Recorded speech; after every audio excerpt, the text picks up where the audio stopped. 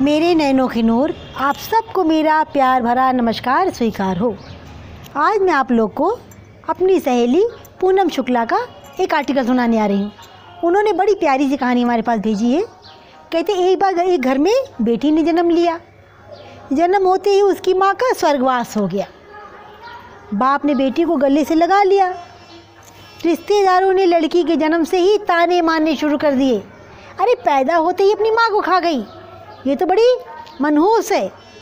पर उसके बाप ने उसको कुछ नहीं कहा, अपनी बेटी को बेटों की तरह पालता रहा। अब वो जब खेतों में काम करता तो बेटी को भी खेत में लेके जाता और भाग कर अपनी बेटी को भी संभालता। खेतों में भी काम करता और दौड़ के आता अपनी बेटी को भी संभालता। अच्छा, रिश्तेदारों ने बहुत समझाया कि दूसरा ब्याह कर लो, उसने कुछ नहीं सुना और अपना पूरा ध्यान अपनी बेटी पर ही देता रहा। अच्छा, धीरे धीरे समय बीतता गया। बेटी बड़ी हुई, स्कूल गई, स्कूल से फिर कॉलेज गई। हर क्लास में बेटी फर्स्ट आती रही। बाप बहुत खुश होता, लोग उसको बधाई देने आते। अब बेटी बाप के साथ खेत में भी जाती, खेत में भी काम कराती, जिसके कारण उसकी फसल बहुत अच्छी होने लगी। अब रिश्तेदार ये सब देख के चिढ़ते और जो उसको मनहूस कहते थे कि देखो कैसे अपने पिता के साथ मदद करा रही है, सब उससे चिढ़ने लगे। एक दिन लड़की ने क्या किया, पढ़ लिख कर पुलिस में एसपी बन गई। तो SP means superintendent of police. एक दिन किसी मंत्री ने उसको सम्मानित करने के लिए फैसला किया, भाई तो बहुत अच्छी है, और समागम का बंदोबस्त करने को आदेश दिया। समागम उनके ही गांव में रखा गया। मंत्री ने समागम में लोगों को समझाया कि बेटा बेटी में फ़र्क नहीं करना चाहिए, बेटी भी वो सब कर सकती है जो बेटा कर सकता है। भाषण के बाद मंत्री ने लड़की को स्टेज पर बुलाया और कुछ कहने को कहा कि कुछ कहो। तो लड़की ने माइक पकड़ा और कहा कि मैं आज जो कुछ भी हूँ अपने बाबुल, अपने पिता की वजह से हूँ, जो लोगों के ताने सहकर भी मुझको यहाँ तक ले आए। मेरे पालन पोषण के लिए उन्होंने दिन रात एक कर दिया।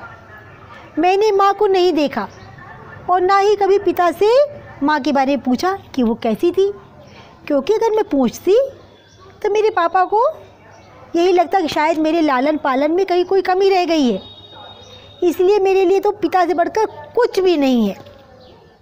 अब जो उसके पिताजी थे वो सामने बैठे हुए थे, उनकी आंखों से आंसू बह रहे थे।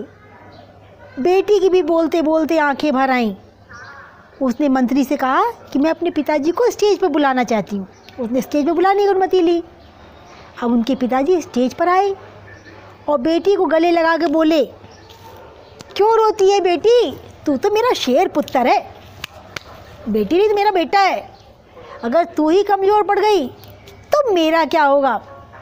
मैंने तुझे सारी उम्र हंसते देखा है। बाप बेटी का ये प्यार देखकर सबकी आंखें नम हो गईं। मंत्री ने भी बेटे के गले में सोने का मेडल डाला और लड़की ने वो मेडल उतार करके अपने पापा के गले में पहना दिया। मंत्री ने कहा, अरे ये क्या किया।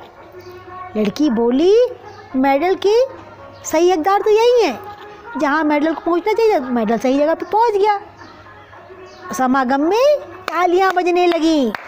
ये उन लोगों के लिए सबक था जो बेटियों को चार दीवारी में रखना पसंद करते हैं और ये फूल खिलने नहीं देते हैं। कहते हैं बेटियां तो वो फूल हैं जिन्हें खिलने दो, उनको महकने दो।